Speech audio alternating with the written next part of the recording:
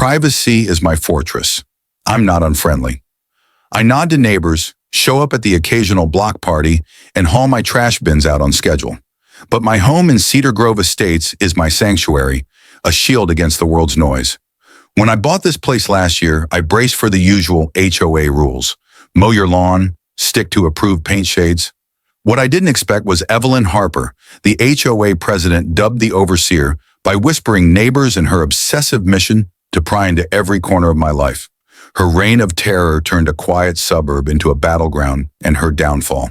It started with one knock on my door. Evelyn had ruled Cedar Grove's HOA for 7 years, her authority growing like a weed, choking out reason.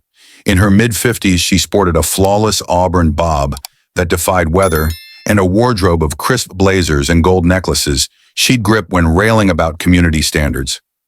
3 weeks after I moved in, her sharp knock jolted me from unpacking in my study.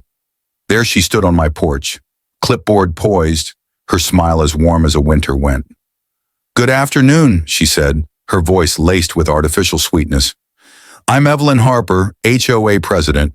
I'm here for the quarterly inspection." I offered a polite nod, assuming this would be quick. "Nice to meet you. The house is in great shape. Previous owners kept it spotless." Her eyes flicked to her clipboard. "That's for me to determine. We'll need to inspect both the exterior and interior for compliance." I froze. "Interior?" She nodded as if it were obvious. "Section 12, paragraph 4 of the HOA covenant grants us the right to inspect all property aspects to maintain standards." She stepped forward, expecting me to yield. I blocked the doorway. "I'd like to see that regulation. I've read the covenant, and I don't recall interior inspections." Her smile tightened, a crack in her polished facade. "I don't have the exact page, but it's standard. We checked for unapproved changes, water damage, window treatments visible from the street." She paused, waiting for me to cave. Instead, I held firm. "I'm not comfortable without written notice and proof of that rule. I'm happy to address exterior issues." Her gaze sharpened. "Mr. Bennett, I've done this for 7 years. No one else complains." "Are you hiding something?" My voice stayed calm. "Not at all. I'm protecting my privacy. Show me the rule and we can schedule a proper inspection." Evelyn's mask slipped further. "This could lead to fines if violations are found later," she warned, scribbling notes about my grass a 1/4 inch too long and my bins visible if you squinted from the right angle. She left with a promise to send the regulation in a veiled threat about starting off wrong. That night, I scoured the 100-page covenant. As expected, it only covered exterior elements affecting common areas or neighbors. No interior inspections. Armed with this, I waited for her next move. 3 days later, Evelyn returned, this time with Harold Vance, the HOE vice president, a nervous ex-banker who trailed her like a loyal dog. "Mr. Bennett," she began, thrusting a photocopied page at me, one paragraph highlighted in neon green. "Here's the inspection rule." I read it. The HOA could inspect all exterior elements for compliance. Someone had scrolled interior in pen, a blatant forgery. "Evelyn," I said, suppressing a smirk, "this has been altered. The original covenant doesn't mention interiors." Her cheeks flushed, but she doubled down.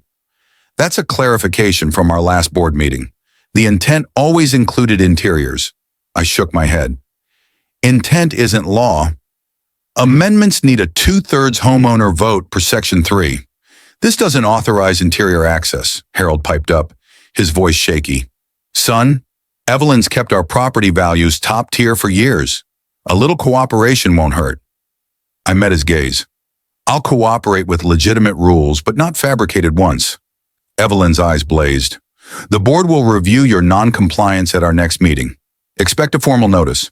A week later, a letter arrived citing my refusal to permit required inspections and threatening $50 daily fines. I'd already consulted a lawyer friend who confirmed the HOA had no legal basis for interior inspections without clear covenant terms or evidence of external harm. I sent a response to every board member, quoting the covenant, state property laws, and my refusal to pay baseless fines. The fines vanished, but Evelyn's wrath didn't. What followed was a barrage of petty citations, too much birdseed in my feeder, unapproved wildflowers planted and approved years ago. A mailbox off by a fraction. It measured perfectly at 41 inches. Each required letters, proof, sometimes board a pier on, sees a war of attrition meant to break me. I documented every move, building a case of harassment I hoped I'd never need. The showdown came on a quiet April Saturday. I was on my patio, coffee in hand, when my gate clicked open. Evelyn and Harold strode into my backyard, clipboards ready. "What are you doing?" I demanded, setting my mug down. Evelyn's smile was pure venom. "Quarterly inspection, reports of unapproved landscaping." My voice stayed steady. "Section 8 requires 72 hours written notice for exterior inspections, and you can't enter private property through locked gates without permission," Harold mumbled. "We sent an email last week." His shifty eyes betrayed the lie. "I got no email," I countered. "And emails don't count. Covenant says written notice delivered. Leave now." Evelyn's facade shattered. "This is absurd. Your obstruction will cost you dearly." I stepped closer. "You're trespassing. Get out or I call the police," she sneered. "Call them. I'd love to explain how you're defying legal covenants." I gave one last warning. "Last chance." She crossed her arms. "Do it." I dialed the non-emergency line. "Reporting trespassers." Evelyn's face twisted as I spoke, calmly to the dispatcher. Then in a move that stunned me, she pulled out her phone and called 911. "Emergency," she cried. "I'm being threatened and held against my will by a hostile resident." She claimed I was aggressive, blocking her exit. Harold stepped back wide-eyed, as if realizing her lie could drag him down too. I shook my head. "Evelyn, that's a false report of crime. You're free to leave, as I've said." She smirked. "We'll see who the police believe, the HOA president or the troublemaker." Thanks to her 911 call, 2 cruisers screeched up, lights flashing for officers approach through the open gate, hands near holsters, expecting danger. Sergeant Torres, the lead, looked weary. "What's happening?" Evelyn launched into a tearful tale. She was just doing her job when I turned menacing, trapping her. I waited, silent, until Torres turned to me. "Your side," I explained. "They entered my property without permission, refused to leave, and Evelyn called 911 with a false claim of threats. No one's trapped, gates open, no threats made." I pointed to the exit. Torres looked at Harold. "You," Harold crumbled. "We entered without clear permission, thinking HO rules allowed it. No threats happened. The 911 call was an overreaction." Evelyn gasped. "Harold, tell them how he's blocked us." The officers exchanged glances. Torres faced Evelyn. "So you entered private property without consent, refused to leave, and called 911 for a non-emergency?" She sputtered. "The covenant gives us authority." Torres took her photocopied page, spotting the handwritten interior instantly. "This looks altered." "Got the original." Evelyn's voice faltered. "It's a clarification. I handed Torres the real covenant. Here's the unaltered version. No interior access and exterior inspections need notice." He skimmed both, then fixed Evelyn with a hard stare. "This is a civil dispute, but filing a false 911 report and misusing emergency services are criminal matters." Her face palled. I felt threatened. Torres shook his head. "No evidence of threats or confinement.